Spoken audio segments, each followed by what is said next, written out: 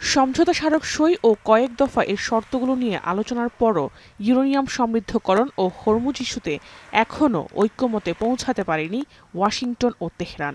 কাতারের দোহায় বুধবারের দুপক্ষের পরোক্ষ আলোচনায়ও ঘুরে ফিরে উঠে আসে এই দুই ইস্যু। যুদ্ধ শুরুর পর ইরান হরমুজ প্রণালী বন্ধ করে দেয় এবং তা খুলতে মরিয়া হয়ে ওঠে যুক্তরাষ্ট্র। প্রায় ৪ মাস পর হরমুজ খুলে দেওয়ার বিষয়ে সমঝোতা হলে একে সফলতার অংশ হিসেবে প্রচার করেন মার্কিন president Donald Trump. Vitamin E ও সি সিরাম ৮টি প্রাকৃতিক অয়েল সমৃদ্ধ লিলি সিরাম অয়েল, যা চুল পড়া কমায় মাত্র ৩০ দিনে। তবে জাহাজ চলাচলে হরমুজ এখনও নিরাপদ নয়। যে কোনো সময় হামলা পাল্টা হামলার শিকার হতে পারে নৌযানগুলো, এমনটাই দাবি আন্তর্জাতিক ট্রান্সপোর্ট ওয়ার্কার্স ফেডারেশনের কর্মীদের। এরই মধ্যে সেখানকার জাহাজে কর্মরত নাবিকদের জন্য দ্বিগুণ বেতনের ব্যবস্থা বহাল রাখার ঘোষণা দিয়েছে সংস্থাটি। হরমুজ নিয়ে যুক্তরাষ্ট্রের অযৌক্তিক দাবির পাশাপাশি তাদের কূটনৈতিক সক্ষমতা নিয়েও প্রশ্ন উঠেছে নানা মহলে। বিশ্লেষকরা বলছেন, মার্কিন কূটনীতির দৈন্যদশা দেখছে বিশ্ব।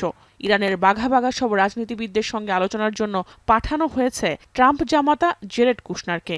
মার্কিন পররাষ্ট্রনীতির সঙ্গে যার কোনো সম্পৃক্ততা নেই, তার একমাত্র যোগ্যতা তিনি ট্রাম্পের মেয়ে ইভাঙ্কার স্বামী।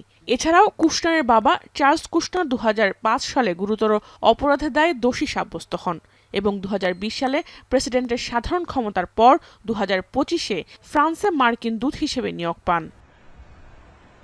মার্কিন ভাইস প্রেসিডেন্ট জেডি ভ্যান্স ও ট্রাম্পের বিশেষ দূত স্টিভ উইটকফের পেশাদার কূটনৈতিক দক্ষতার রেকর্ড নিয়েও প্রশ্ন তুলেছেন অনেকে। কেননা আন্তর্জাতিক ইস্যুতে উইটকফের সম্পৃক্ততা একেবারেই সাম্প্রতিক। ২০২৫ সালে মধ্যপ্রাচ্য বিষয়ক দূত হিসেবে তার নিয়োগ হয়।